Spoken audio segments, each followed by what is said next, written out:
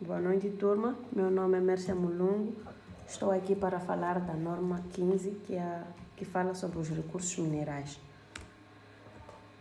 Primeiro, dizer que esta norma tem como objetivo estabelecer o tratamento contabilístico relativo à exploração e avaliação de recursos minerais. E a norma exige que as entidades que reconheçam ativos de exploração e avaliação avaliem a imparidade desses ativos de acordo com a presente norma e mensurem qualquer perda por imparidade de acordo com a norma 18. Exige também com que as entidades, nas divulgações, as entidades identifiquem e expliquem as quantias nas demonstrações financeiras das entidades que resultem de exploração e avaliação de recursos minerais e ajudem os utilizadores dessas demonstrações financeiras a compreenderem a quantia, oportunidade ou grau de certeza de futuros fluxos de caixa de qualquer ativo de exploração e avaliação reconhecidos. Onde é que ela aplica-se? Ela aplica-se na contabilização por uma entidade dos dispêndios efetuados com a exploração e avaliação de recursos minerais.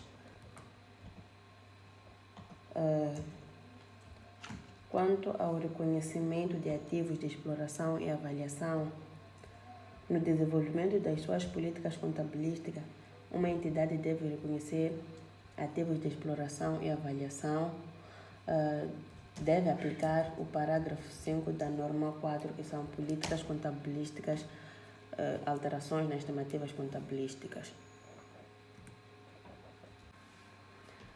Elementos do custo de ativos de exploração e avaliação. Uma entidade tem a obrigação de definir uma política contabilística que especifique quais são os dispêndios que são reconhecidos como ativos de exploração e avaliação e aplicar essa política consistentemente, né? Tenho aqui uma lista de exemplos de dispêndios que podem ser incluídos na mensuração inicial de ativos de exploração e avaliação. Tenho aqui a aquisição de direitos de exploração, estudos topográficos, a perfuração, tubagem, teste e atividades relacionadas com a avaliação e a viabilidade de exequibilidade e a viabilidade econômica de extração de um recurso mineral. Dizer que os ativos de exploração e avaliação, eles devem ser mensurados pelo custo.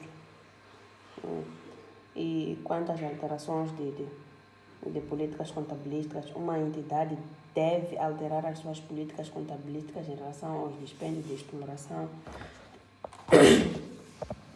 e avaliação se a alteração tomar as demonstrações financeiras mais relevantes para as necessidades tomadas de decisões econômicas dos utilizadores mais igualmente credíveis ou as tomar mais credíveis, mas igualmente relevantes para aquelas necessidades. Uma entidade deve também fazer juízos sobre a relevância e a fiabilidade usando os critérios da norma 4. São políticas contabilísticas, alterações nas estimativas e erros.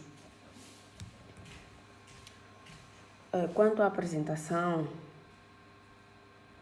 a classificação de ativos de exploração e avaliação, uma entidade deve classificar os ativos de exploração e avaliação como tangíveis ou intangíveis de acordo com a natureza dos ativos adquiridos e aplicar a classificação consistentemente.